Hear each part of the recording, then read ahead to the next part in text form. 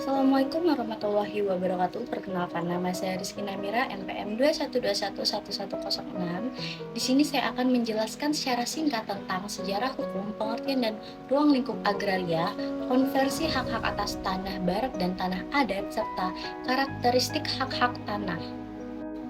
Hukum agraria adalah serangkaian kaidah dan hubungan yang mengatur hak penguasaan atas bumi, air, ruang angkasa, dan kekayaan alam yang terkandung di dalamnya.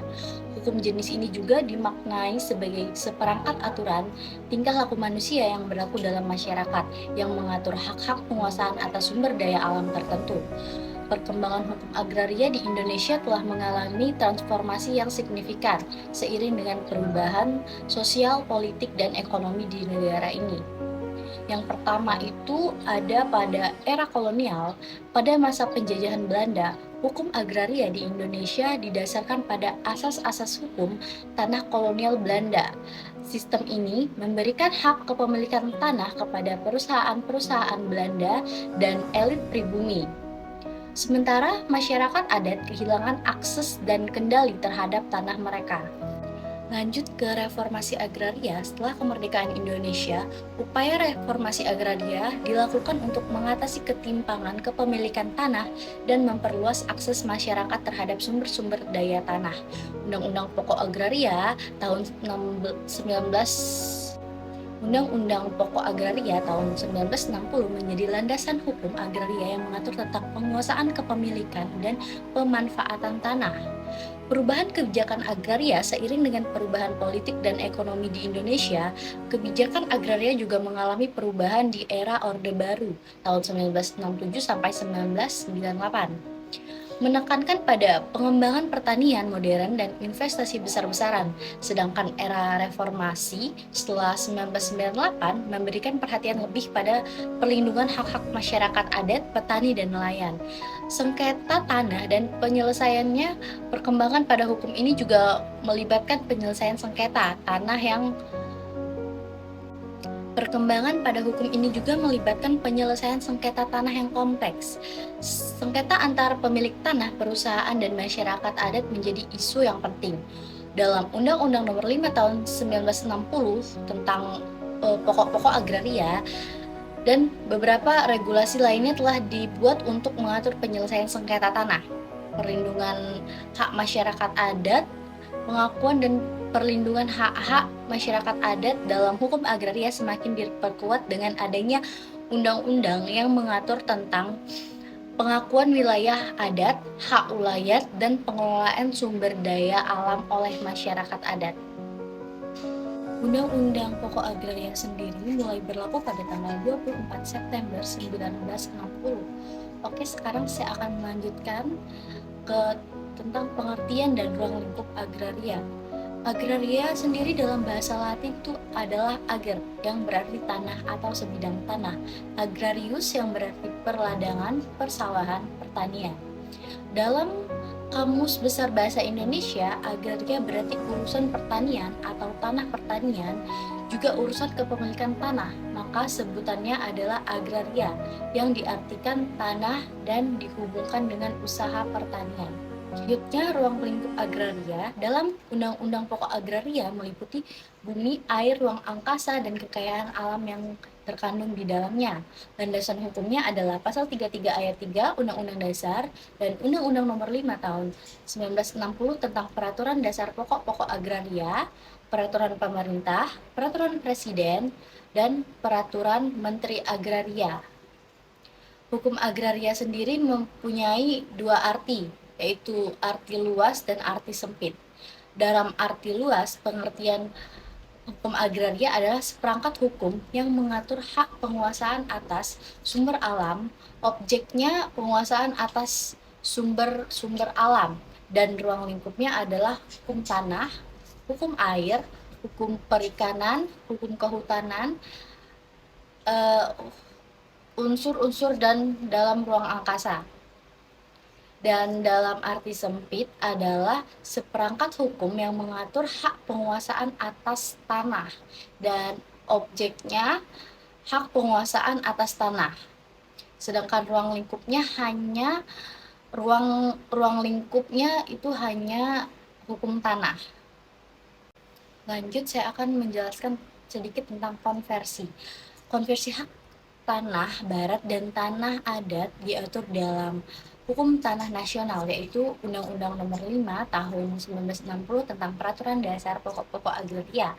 Hak atas tanah menurut hukum barat itu terdiri dari 3 macam, yaitu yang pertama hak enggendom atau hak milik, yang kedua hak obstal atau hak guna bangunan, dan yang ketiga adalah hak erfak atau hak guna usaha. Hak atas tanah menurut hukum barat hanya dimiliki oleh orang-orang atau badan hukum yang tunduk kepada hukum barat.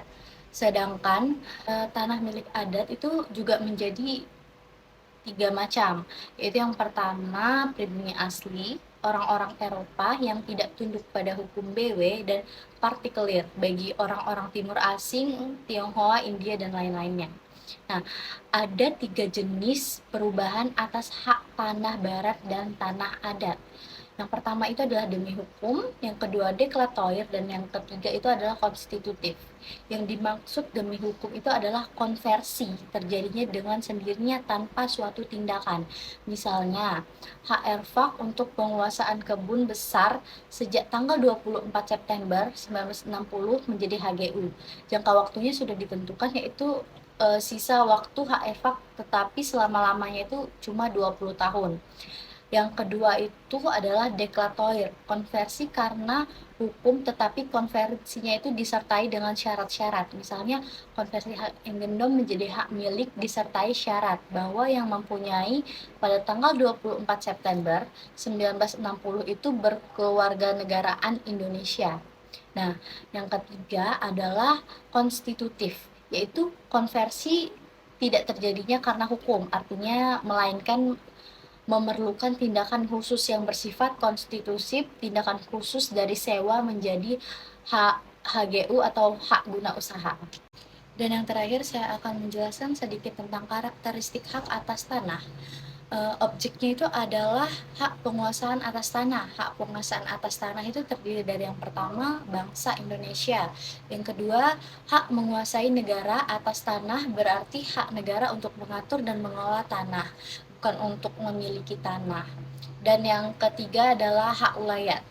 Dalam pasal 16 ayat 1 Undang-Undang Pokok Agraria menyatakan bahwa terdapat hak-hak atas tanah, antara lain adalah hak milik, hak guna usaha, hak guna bangunan, hak pakai, hak sewa, hak pemungutan tanah, dan hak pemungutan hasil hutan. Hak milik adalah hak turun-temurun yang terkuat dan terpenuh yang dapat dipunyai orang atas tanah.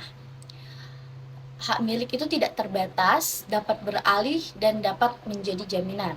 Dalam pasal 27 dikatakan bahwa hak milik itu bisa dihapus jika yang pertama tanah jatuh ke negara, misalnya untuk kepentingan umum, penyerahan sukarela dari pemilik atau oleh diterlantarkan. Yang kedua, tanahnya itu musnah, biasanya terjadi jika ada bencana alam, misal seperti banjir, longsor. Nah, lalu hak guna usaha. Hak guna usaha itu adalah hak untuk mengusahakan tanah yang dikuasai langsung oleh negara dalam jangka waktu tertentu.